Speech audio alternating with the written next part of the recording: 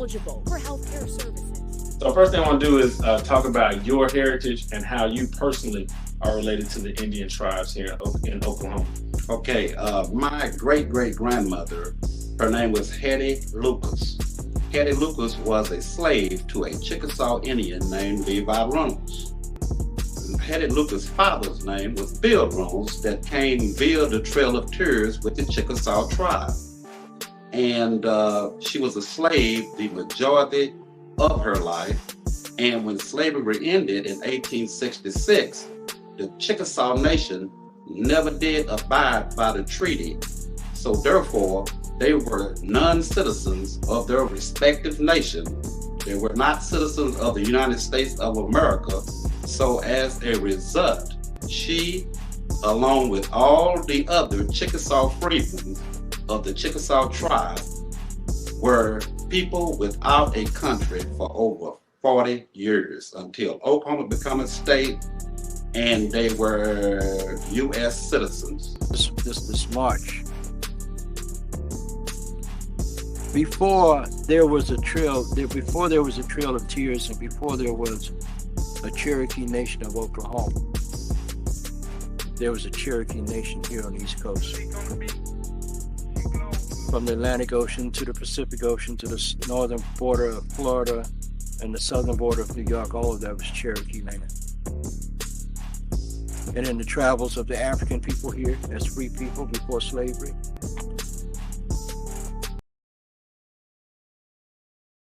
our blood mixed. And a lot of these people that were African people became part of tribes. The heart of the issue is whether Washington, D.C., that speaks for Native Americans, tells the truth. And I got that honor, and I really, I'm honored that they would do that for me. Later on that day, I met Marilyn Vann, the president of the Cherokee Freemen's Association. We sit down, and she told me about the plight, the racism that was involved with members of the Cherokee Nation of Oklahoma, and how they were just fighting to get back and get their tribal membership back, thus the benefits. And it's been a fight for 15 years now. To get citizenship, it's Dawes rolls. We had Mexicans on our rolls, we had adopted whites, and then of course the Freeman rolls. But when you go to the Dawes rolls and look into that history, that was a mess in itself. There was no Bureau of Vital Statistics, there was no official birth certificates. What you had were people going around asking questions, and most of them back then, the freedmen, they did live around Creek people, they did speak our language, so that's how they identified themselves. Now they might not be born to a Creek parent, but we believe strongly that we will win our fight here in the Creek Nation. Tens of thousands of Native Americans were forcibly removed from their ancestral homelands during the 1830s and 1840s. But lesser in known history are the stories of who they took with them. Angela Walton-Raji is a family historian and author. She tells us interest in her Native American ancestry was piqued when her Uncle Joe came to visit her great-grandmother Sally, and she stumbled upon them smoking pipes in their backyard. They were not speaking English, they were speaking to each other in their native language, which was Choctaw. It was just interesting to hear it, even though they'd kind of shoo us away. Decades later, she attended a workshop on Native American ancestry at a genealogy conference. And it got her thinking. I wonder if I could find anything in the National Archives on Nana, is there anything, her name on any piece of paper there? It was, as was her grandmother's, her uncles, and her aunts. And of course, Choctaw Nation was no surprise. It's always known to us. But then I looked and saw something called Freedman Roll. Oh, what's that? Through extensive research, Walton-Raji fully grasped what she was uncovering. Freedmen, freed women, freed from bondage, freed from enslavement. And I realized this is more than interesting. It was untold history hidden in plain sight within thousands of records. Thousands of African Americans had been owned by Native Americans. 20,000 people were enrolled in the Dawes Rolls as freedmen from 1898 to 1907.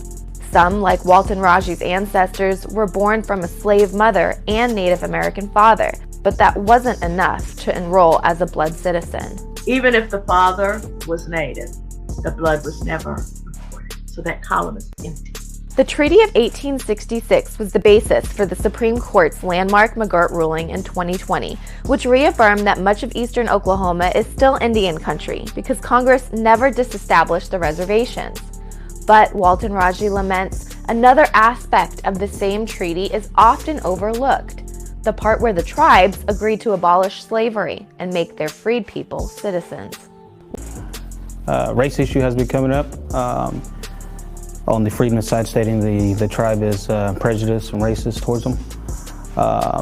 There are citizens that we have today that actually trace through the freedman rolls to get to the Creek by Blood Dawes Roll.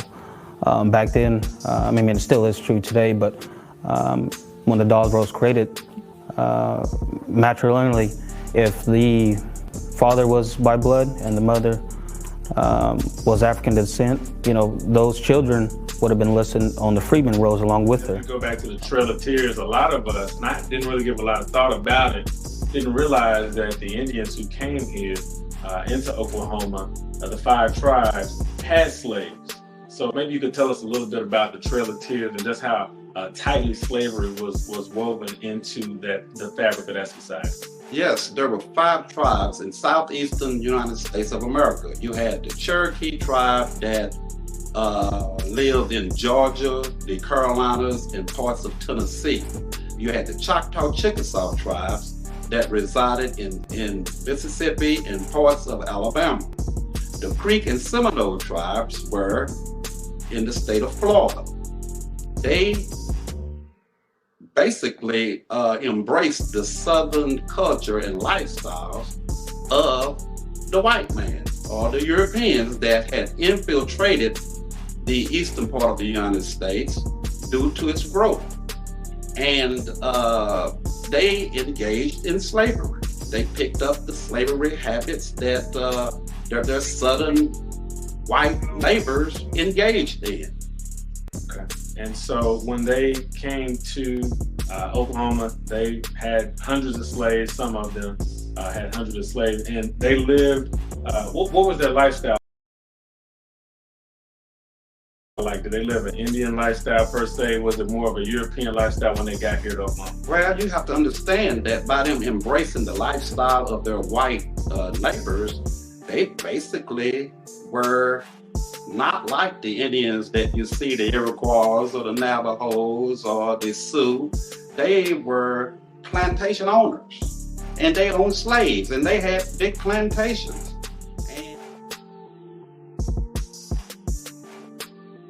To Chief Wanaluska is who I'm related to on my father's side, and of course they will be considered now Cherokee, Eastern Band or East Band Cherokee.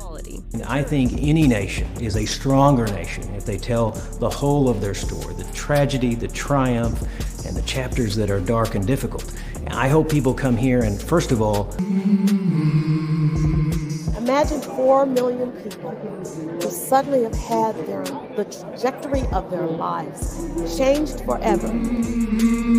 The Freedmen Bureau records are the first time that blacks get to tell their own story. Sometime in the fire. It hits you. The reality of what they had to endure really hits you. It's changed the fabric of African American genealogy. We want to see where we fit into the world. We want to see where we fit into history. I'm better able to understand who I've become because I can see myself through generations and those that came before me. Sometime in the water. What this allows thousands of people like me to do is to find themselves, is to be connected with a past that they had lost. And so right after the Civil War. My name is Bertha Benson. I'm a descendant of the Black Seminole Indians. The Gullah language, and of course we always call it Seminole here. We were never told that it was Gullah. We never called it Gullah, but turns out it is. It was English, but it was different.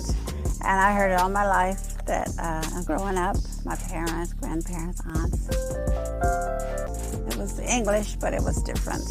And I heard it all my life that growing up, my parents, grandparents, aunts.